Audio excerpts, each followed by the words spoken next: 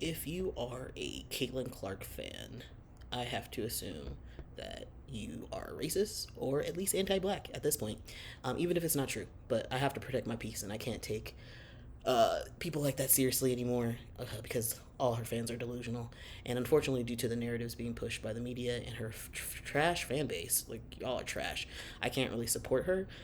It's unfortunate because like she's an okay basketball player for a rookie. She's pretty decent, but she has a lot of flaws that her fans refuse to acknowledge. But she's brought in like a lot of new stands, whatever, into the league who are straight up racist and sexist, and it's made the season incredibly unenjoyable. So,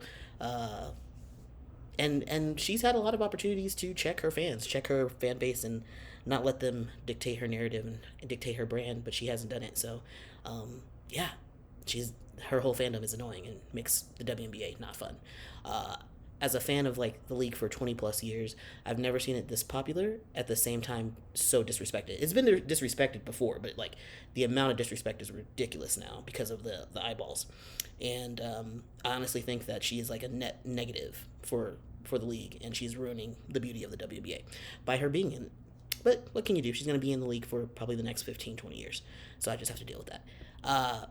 So due to this fatigue that I'm having with the league, I'm going to be changing up things a bit. If you're watching this video on YouTube, you'll see that my channel is going to make some drastic changes in content.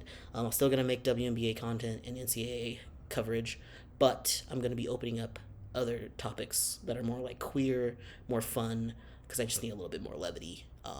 Because you Clark fans just bring really bad vibes, so I gotta make the content extra gay so I can have some distraction.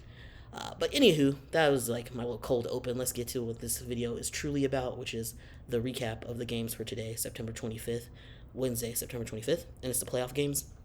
2 games on today. Indiana Fever versus Connecticut Sun. Like I said, I was previously talking about, I don't really watch Fever games for the reasons that I mentioned above, but this is the playoffs, so I did watch it for the most part. Dejanay Carrington got the most improved player, rightfully deserved. I think she also should be the defensive player of the year as well, but we'll see what happens with the all teams. But yeah, congratulations to her. The Fever needed to win this game or they were going to be eliminated. Unfortunately, the callers for the game, the commenters, were Rebecca Lobo, Ryan Rucco, and Holly Rowe. I've talked about them before. I do not like them. I'm tired of seeing their face. They call all the important games, and they're incredibly biased. Rebecca Lobo had the fucking nerve in the game to say that Caitlin Clark was the best passer in the league. As if Sabrina Ionescu and Chelsea Gray, the point god, didn't exist. Like, that kind of clit sucking is like ridiculous, and I'm so tired of having to hear them and see them. But it is what it is. They have contracts, so they be calling games.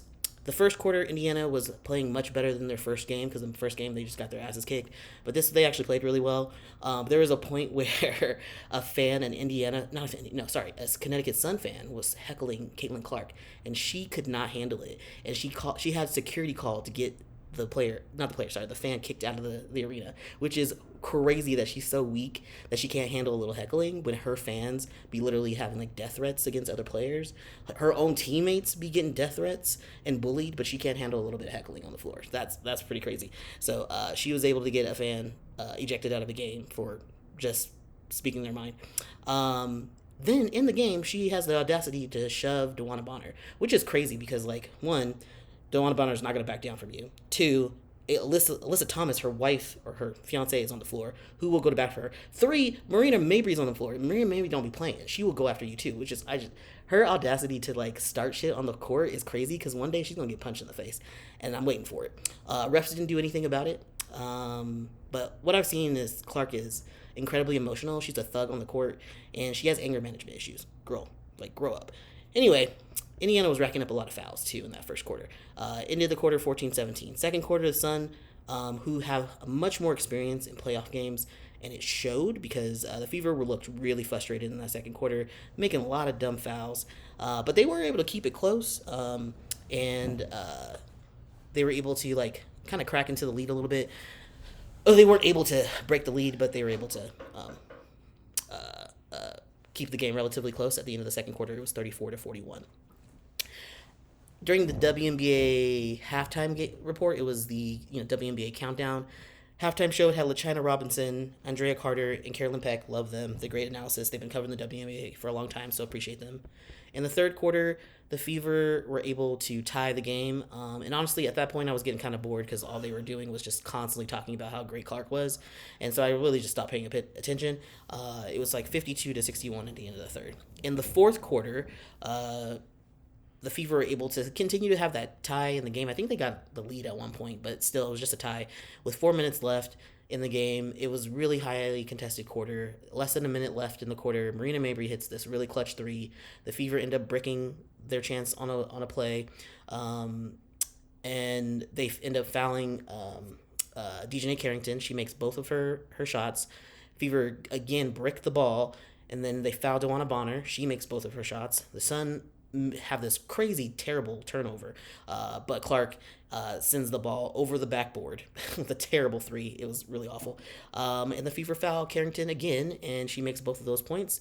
Mitchell does end up making a jumper and gets fouled right at the end, but she misses the free throw, and we end the game 81-87. So I'm really happy that the game is over, and the series is over, that they swept the Indiana Fever, because I don't have to hear any more clit sucking about Clark for the rest of the playoffs, which is great. In terms of the reffing, I would say the game was okay. It wasn't great. It wasn't bad. There were a lot of things that should have been called against Caitlin Clark and Erica Wheeler, but they didn't. They like a lot of anger things that should have been checked, but they let them play, and I do appreciate it when they let them play. They don't call a lot of like touch fouls. So now the Connecticut Sun will be facing the winner of the next game, which is Minnesota Lynx or the Phoenix Mercury. And speaking of the box scores, I always like to share that. For the Indiana Fever, Aaliyah Boston had 16 points, 19 rebounds, which is crazy. 19 rebounds is wild. She had a really good night. 1 steal, 2 blocks. Kelsey Mitchell had 17 points. Caitlin Clark had 25 points.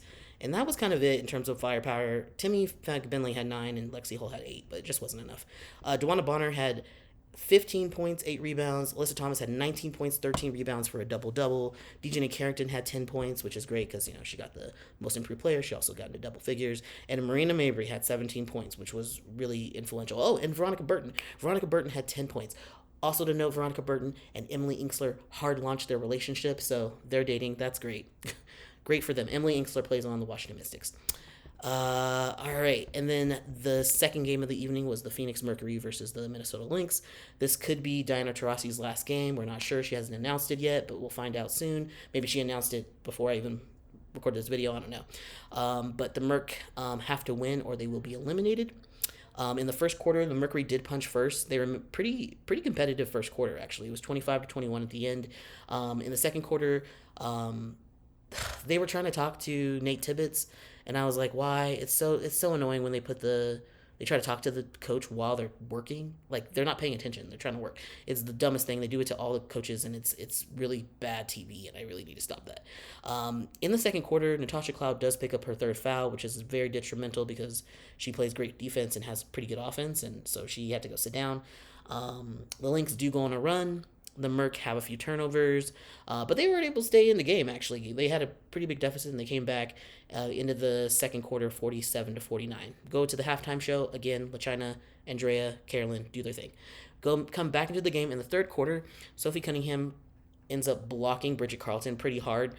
She wraps her arm around the other side of Bridget, and Bridget falls to the ground pretty hard, but she pops right back up.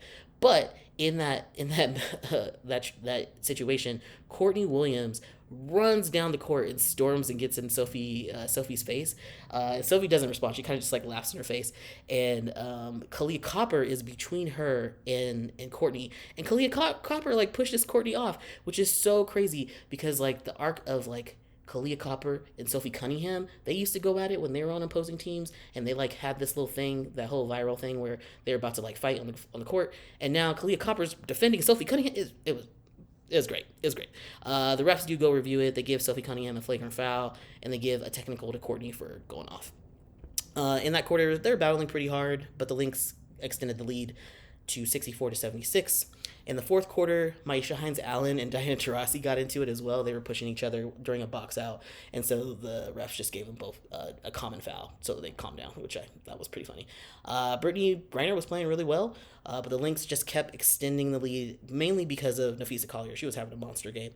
Monique Billings and Bridget Carlton ended up colliding at one point, and Monique had to be carried off the floor, so I hope she's okay. Hopefully no injuries.